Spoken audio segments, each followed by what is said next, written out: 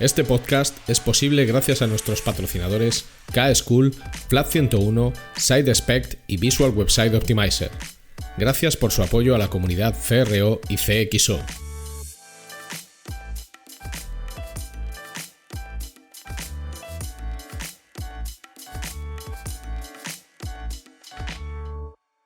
Mi nombre es Ricardo Tallar y estás escuchando CRO Café en Español, el podcast de referencia en CRO y CXO, donde hablamos con profesionales digitales de todos los rincones del planeta sobre nuestro trabajo, con el objetivo de compartir, entretener y aprender.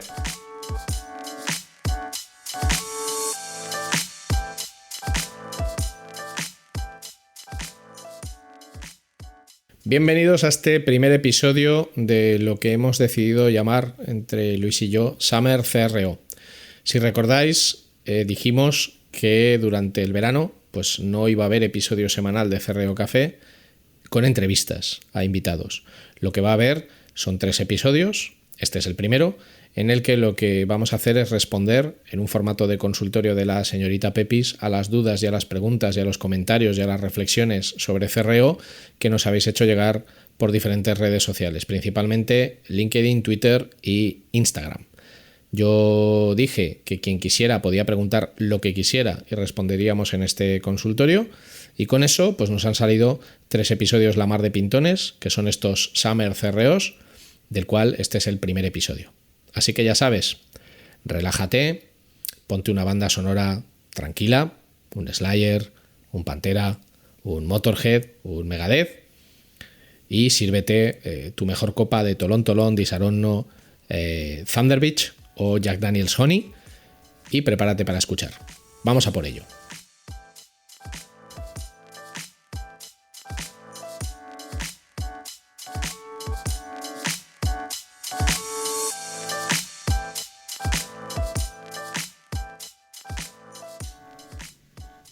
Bueno, estos son los episodios de verano de CRO Café en Español.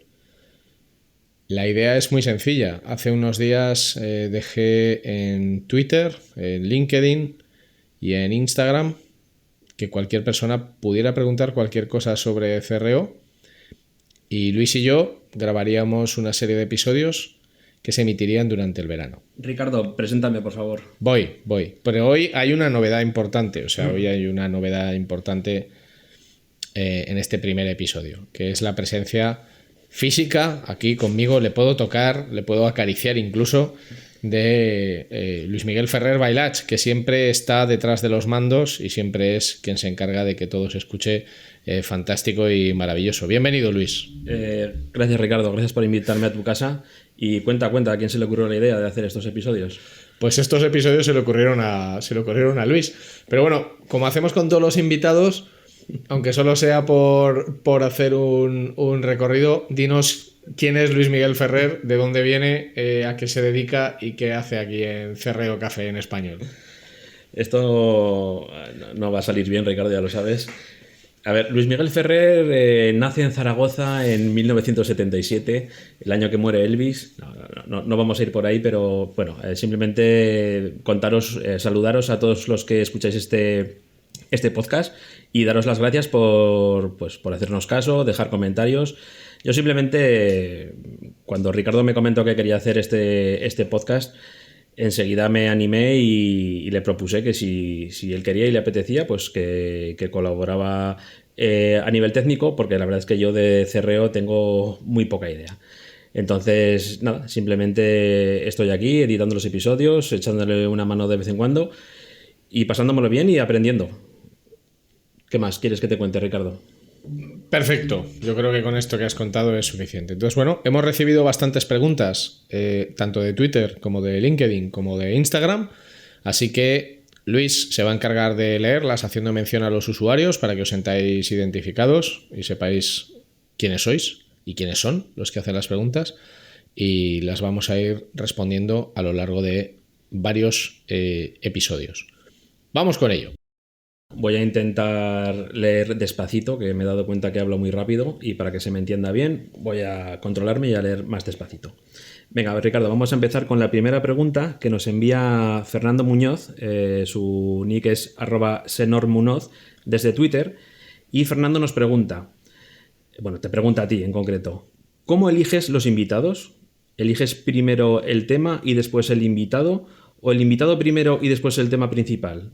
¿Hay alguien que se haya salido totalmente del guión, no hace falta decir quién, y te destrozará el episodio? Bueno, cuando empezamos a hacer el podcast había dos premisas. La primera era, y es, que sea un podcast diverso, en el sentido de que intentamos que la mitad de los entrevistados sean mujeres y la mitad sean hombres, que es algo que no solo se consigue, sino que creo que ahora mismo llevamos alguno más de mujeres, fantástico y maravilloso. Tampoco es que el género sea algo decisivo en la elección. Y luego también que hubiera un equilibrio, dado que es un podcast en español enfocado a todo el mundo hispanoparlante, que hubiera un equilibrio entre profesionales españoles y profesionales de América.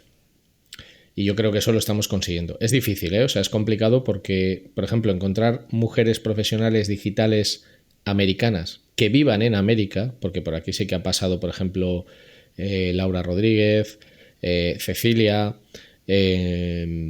y otras profesionales que son americanas pero viven en España. Entonces, bueno, está siendo, esa parte está siendo la más difícil. Así que cualquier persona que esté escuchando este podcast, si conoce a una profesional digital americana que viva en un país americano, yo encantado de contar con ella. En principio, yo busco los invitados de tres maneras. Pienso un tema, investigo sobre el tema, quién habla sobre ese tema y tengo una lista de personas. Tengo un Excel con una lista de, sobre todo, perfiles de LinkedIn.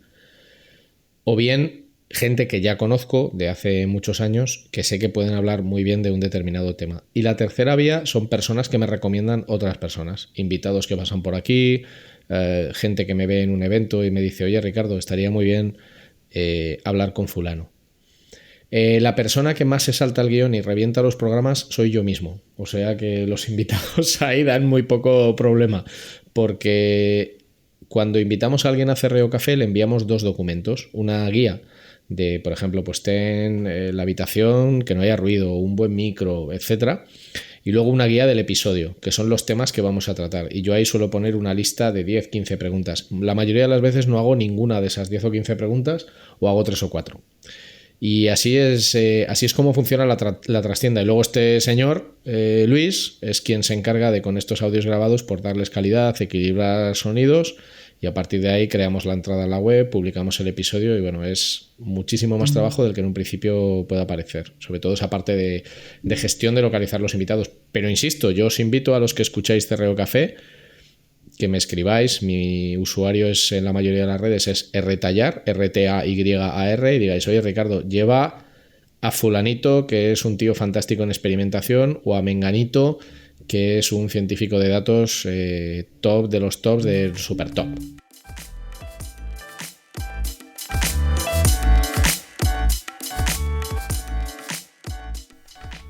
No te vayas, que solo es un anuncio y es muy corto.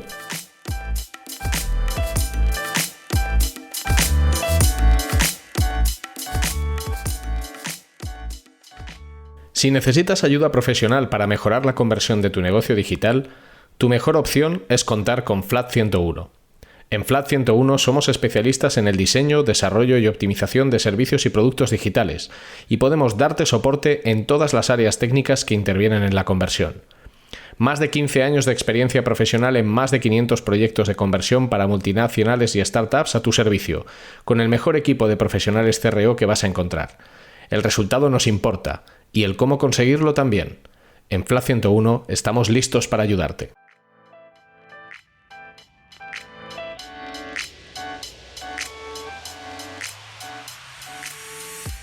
Aquí tenemos una pregunta del usuario de Instagram edurn_49. Yo me voy a arriesgar y voy a apostar porque esta chica se llama Edurne, ¿vale?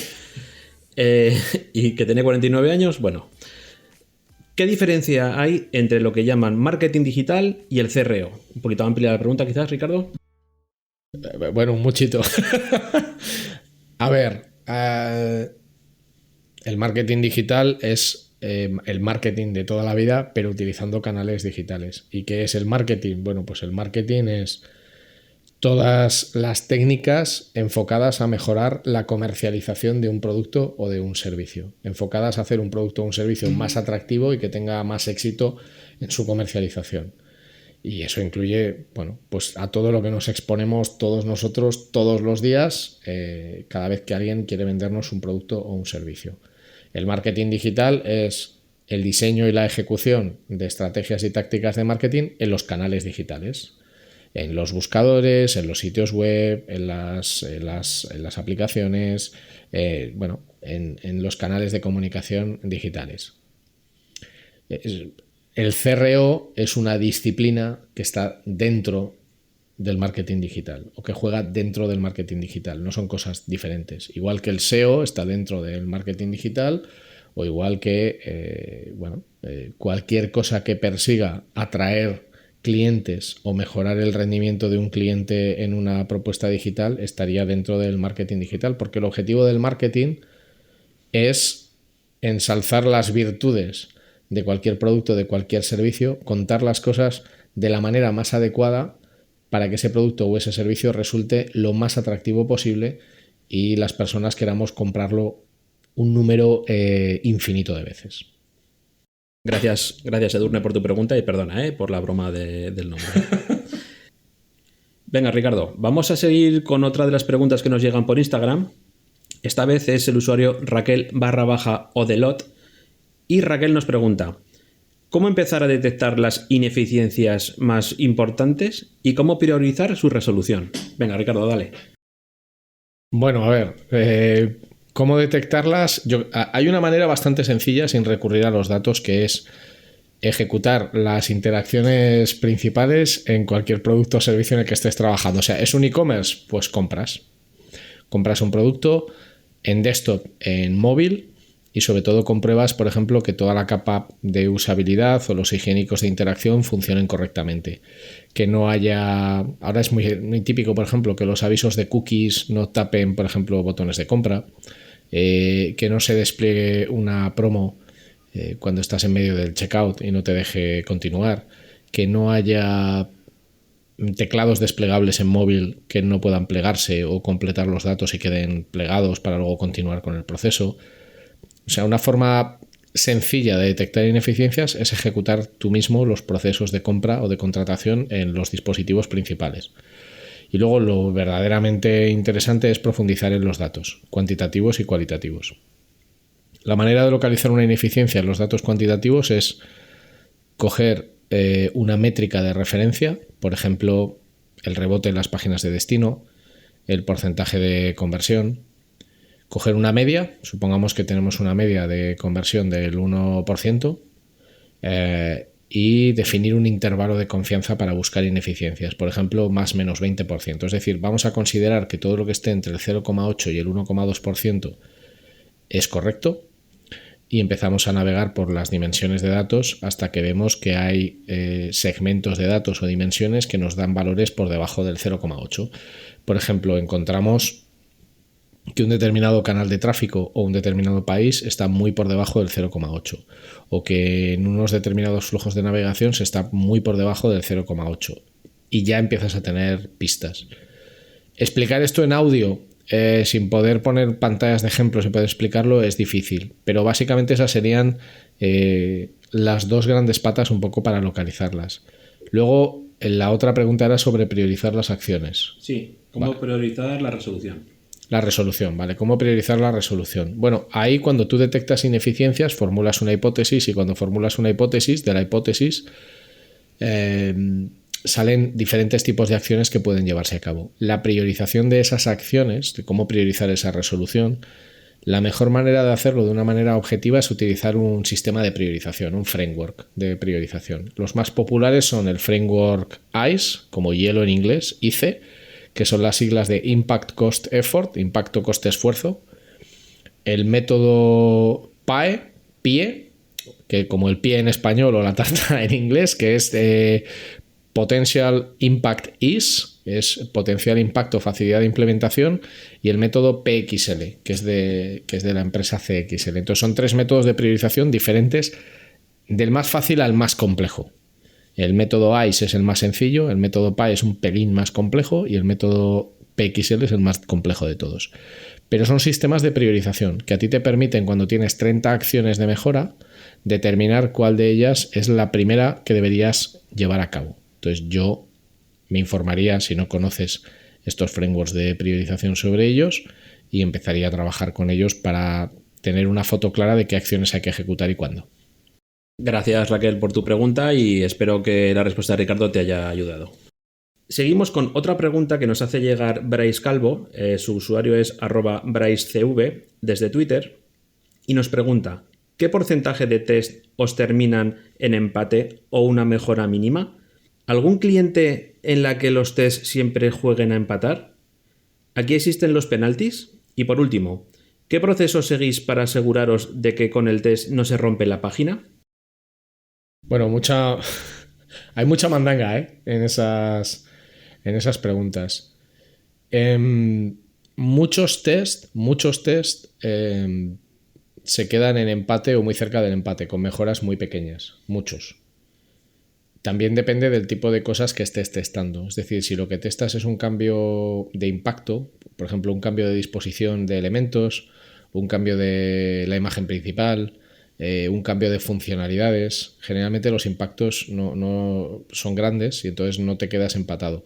Si lo que haces son cambios sutiles, un color, un contenido, es bastante probable que te quedes en una situación de empate. También en una situación de empate porque el volumen de tráfico que estás enviando al test no te permite alcanzar la famosa significancia estadística, dependiendo también pues del intervalo de confianza que hayas definido y de la varianza de la muestra, bueno, y de un montón de variables más, ¿no? Entonces, el porcentaje es alto. Es alto si los test los realizas haciendo cambios de bajo impacto. Si, por ejemplo, me viene ahora a la cabeza una vez que hicimos un test A/B en una landing de una aseguradora, modelo original, modelo alternativo. Era un test de redirección, es decir, no cambiábamos una cosa, cambiábamos muchas cosas. Cambiábamos el tono del mensaje, cambiábamos las imágenes, cambiábamos el modelo de lead. Entonces, mientras que la versión original convertía al 0,65% a lead, la versión alternativa convertía a algo más del 5%. Entonces, es una bestialidad de mejora. Eso no es lo habitual. Lo habitual son mejoras pequeñas, que lo que tienes que hacer es interpretar que esas mejoras tienes que amplificarlas en un test que haces a continuación, llevando esa mejora, dándole un poco de vitaminas, ¿no? Haciendo que sea una mejora más agresiva en el siguiente test. Esto en primer caso. ¿Hay penaltis? Bueno, los penaltis son eso. Si yo veo que, por ejemplo, un cambio en la disposición de unos elementos produce una mejora de solo un 5% y no tengo significancia estadística, sí que sé que esa línea de trabajo está produciendo mejoras, así que quizás si detengo ese test y vuelvo a ejecutarlo, lo haga en esa línea de mejora, pero de una forma mucho más agresiva, ¿vale? Luego, ¿había otra parte? ¿Cuál era? Sí, nos preguntan qué proceso seguís para aseguraros de que con los test no se rompe la página. Vale, yo creo que aquí lo que hay que hacer es una fase de QA, ¿vale? Es una fase de QA, comprobar que todo funciona correctamente desde el punto de vista técnico, y luego dependes mucho de la herramienta, de si es una herramienta client-side, una herramienta que se ejecuta en el navegador del usuario, o una herramienta server-side. Y dentro de si es client-side, si la carga de JavaScript es síncrona o asíncrona. Para evitar sobre todo el famoso efecto flickering, ¿no? Por ejemplo, Google Optimize tiene un código específico anti-flickering, pero la mejor forma es tener un proceso de QA. Un proceso de QA al final es un proceso de cualificación de calidad, de que el test se va a llevar a cabo bien desde la parte técnica y que te sirve para comprobar pues, que no hay flickering o que no te estás cargando nada. También hay herramientas, por ejemplo, como Browser Stack, que te permiten hacer QA y testing para comprobar que un test en múltiples dispositivos no rompe ningún layout, ¿vale? Pero es importante hacerlo, sobre todo cuando son activos digitales grandes. O sea, imagínate que estás haciendo un test para un e-commerce que tiene 100, 150, 200.000 o 1.000.000 de sesiones al día. Claro, que tú tengas un dispositivo o un navegador y allí todo funcione estupendamente bien no es representativo para nada de la mayoría de los usuarios, y la fase de QA es 100% necesaria. Nosotros lo trabajamos así. Vale, Ricardo, no sé lo que acabas de decir, no sé lo que es, no sé lo que es Cuba, bueno, es igual. Esto no va para mí, esto va para gente del gremio y que lo va a entender perfectamente y seguro que le ayuda. Ahora es el momento de una pequeña promo.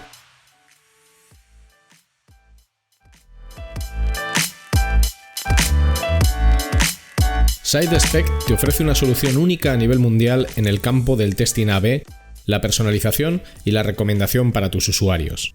SideSpec funciona de forma server-side, sin necesidad de scripts de ningún tipo, lo que garantiza un rendimiento óptimo. La solución de SideSpec elimina retrasos y la posibilidad de cualquier efecto flickering. Y esta aproximación también garantiza que la actual y las futuras reglas de seguridad de cualquier navegador como ITP y ETP no impactarán en tus experimentos. Para más información, visita sidespect.com.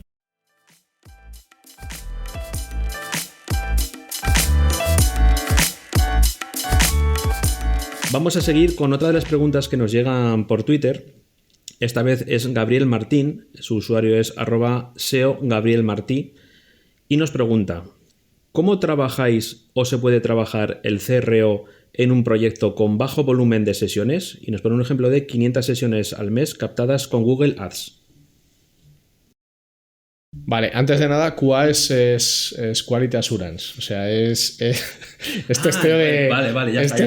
Es testeo de calidad, ¿vale? A la primera, pillado. Vale, es testeo de calidad. Básicamente es un estándar del software para comprobar pues, que un código funciona correctamente. Y no. O sea, y se hace en digital, se hace en videojuegos y se hace en cualquier cosa que lleve un software. ¿Cuántos? Me has dicho 500. 500 al mes, sí. Repíteme la pregunta, por favor. Sí. Nos preguntan que cómo trabajáis o se puede trabajar el CRO en un proyecto con bajo volumen de sesiones. Y pone el ejemplo de esas 500. Vale, a ver, este es un debate interesante. Una parte importante del CRO tiene mucho que ver con el volumen de los datos, con la famosa significancia estadística, con el uso de las matemáticas y sobre todo con poder inferir que un resultado que hemos conseguido se va a repetir en el futuro haciendo la misma acción en producción, ¿vale? Entonces ahí es muy importante tener tamaño de muestra, varianza de muestra y cantidad de sesiones, que es lo que te permite comprobar con la máxima fiabilidad posible que lo que estás testando se va a reproducir en producción, que no se debe al azar. Al final la significancia estadística lo que viene a decir es que un resultado no se debe al azar, se debe a que has determinado bien pues una serie de variables. Claro, para conseguir eso necesitas volumen. Entonces, claro, cuando tienes 500 sesiones, tienes muy poquitas sesiones, tienes muy poco volumen.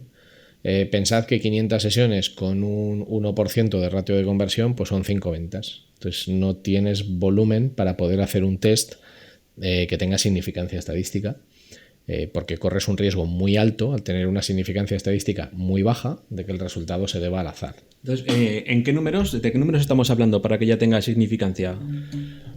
A ver, esto es muy complicado y no me gustaría ir por ahí, pero bueno, yo os diría, yo recuerdo cuando existía Google Website Optimizer, que Website Optimizer ya te daba un número. Website Optimizer te decía, mira, si tú testeas la versión A y la versión B, lo mínimo que deberían de tener la versión A y la versión B serían 150 conversiones cada uno, ¿vale? Para tener 150 conversiones, evidentemente, si tienes un 1% de ratio de conversión, pues necesitas 15.000 sesiones. ¿Qué pasa con la gente, que yo entiendo que la pregunta va por ahí, qué pasa con la gente que no tiene 15.000 sesiones y no las va a tener porque son proyectos pequeñitos? ¿Se puede hacer CRO? Se puede. Lo que pasa que a lo mejor no hay que recurrir al test. O sea, el test es una herramienta que se basa en las matemáticas, que se basa en la estadística. Y si tú no tienes volumen de datos, puedes llegar a una conclusión errónea porque no tienes el suficiente volumen de datos. ¿Qué puedes hacer? Otras muchas cosas que no dependan del test. Lo que se llama fixing, que es arreglar problemas que objetivamente existen. O, por ejemplo, no hacer test, sino directamente implementar en producción y ver si las mejoras que estás implementando tienen resultados o no. Yo aquí lo que haría pues es, por ejemplo, si utilizas Google Analytics, llevar un registro bastante detallado en las notas de Analytics de qué cambios estás haciendo, en qué fechas y cómo eso impacta o no. Midiendo, por ejemplo, siempre el tráfico de pago en primer lugar, porque es el que me cuesta dinero, ¿no? Es el que me cuesta dinero de manera directa. Entonces yo iría por ahí. ¿Se puede hacer CRO? Se puede. ¿Se puede hacer testing con un alto nivel de precisión y de fiabilidad? No. ¿Con un volumen pequeño de visitas? No. O sea, al final esto es como si tú hicieras, para que lo entendamos todos, esto es como si tú quisieras determinar las probabilidades de que gane un partido político en unas elecciones generales preguntándole a 500 españoles, en lugar de preguntarle a 500.000. Si hicieras un sondeo de voto a 500 españoles, que fueran, por ejemplo, 10 españoles por provincia, o menos todavía, 17 provincias, pues que fueran 50 españoles por provincia, las probabilidades de que eso luego se reprodujera en la realidad serían muy bajas, porque la muestra es muy pequeñita. Pues esto es lo mismo. Entonces yo me centraría en localizar ineficiencias reales, problemas reales en la transacción y en arreglarlos directamente, omitiendo la parte de testing, porque para eso sí que necesitas volumen de datos. Gabriel nos manda una segunda pregunta enfocada a la imagen y a la fama que tenga una marca en concreto. Entonces, él nos pregunta, ¿en qué medida influye en la conversión la fuerza de marca o ser una marca reconocida? ¿Se puede vender con una marca de nueva creación a corto plazo con tráfico pagado? Empiezo por el final. Sí que se puede vender con una marca nueva con tráfico pagado a corto plazo. Es una pregunta muy genérica. O sea, la dificultad... Vamos a ver, la marca es un activo muy poderoso. O sea, no es lo mismo que yo ponga un e-commerce en funcionamiento y yo me llame Zara a que yo me llame Rara, ¿vale? Y sea una marca totalmente nueva. Cualquier marca que ya exista en el mercado y que lleve 30 o 40 años o 10 años haciendo un trabajo de marketing ya tiene una confianza ganada por parte de los usuarios. Y muchas veces, si no compramos algo, no es porque el producto no nos guste, sino porque no nos fiamos de quien nos lo vende. No en el sentido de que me parezca un criminal o tenga una desconfianza, sino de que no me fío, no te conozco de nada, no sé quién eres y no me acabo de fiar, ¿no? Pero luego hay otra variable que interviene mucho, que es si estás vendiendo un producto o un servicio que es fácil de entender y de identificar. Por ejemplo, tú creas una marca nueva y la llamas, yo qué sé, Power Fire, y es una marca de zapatillas, ¿vale? Venga, que tenemos zapatillas Power Fire from Hell. Y tus zapatillas Power Fire from Hell son zapatillas. Todos llevamos zapatillas y todos sabemos lo que es una zapatilla. Entonces, aunque sea una marca nueva, tu ratio de conversión por lo general cuando es una marca nueva en un producto estándar o establecido suele ser unas 3 veces inferior al ratio estándar. O sea, si el ratio de conversión normal es de un 1,07% y te pones a vender zapatillas Power Fire from Hell, pues las venderás al 0,3, entre el 0,3 y el 0,45 con tráfico pagado, siempre y cuando tu landing esté bien, tu propuesta esté bien contada. Ahora bien, tú vendes Power Fire from Hell, pero no son zapatillas, que es una cosa que todos usamos. Es un servicio personalizado de asesoramiento para que elijas el mejor seguro para tu smartwatch. Entonces, es una cosa... pero me entiendes, ¿no? ¿A dónde voy? Completamente. Es una cosa tan poco común, tan de nicho y tan rara, que todos tenemos que hacer un esfuerzo enorme por entender lo que me estás vendiendo, y encima eres una marca nueva. Porque si tú me vendes un servicio de asesoramiento para seguros enfocados a smartwatch, pero eres Zurich, eres Allianz, eres Mapfre o eres una aseguradora que conozco, una vez más tendré más confianza en tu servicio. Si la pregunta es ¿se puede? Sí, se puede. ¿Cuál es la diferencia? La velocidad en el crecimiento. Una marca establecida, un producto estándar, mucha velocidad en poco tiempo. Marca desconocida, producto desconocido o servicio desconocido o con bajo nivel de uso, es el proyecto objetivamente más difícil. Pero eso no significa que no pueda hacerse y que no deba de hacerse, de hecho.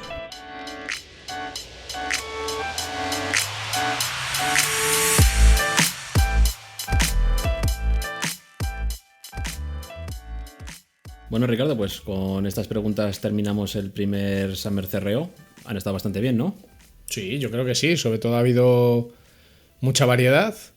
La verdad es que ha habido bastante equilibrio entre las diferentes redes sociales y bueno, espero que haya sido interesante y entretenido. Agradecer desde aquí a todos los oyentes, pues eso, que estáis allá al otro lado y nos habéis mandado estas preguntas, y los que nos las han mandado, pues también. Gracias por escucharnos. Muchas gracias. Nos vemos en el siguiente episodio.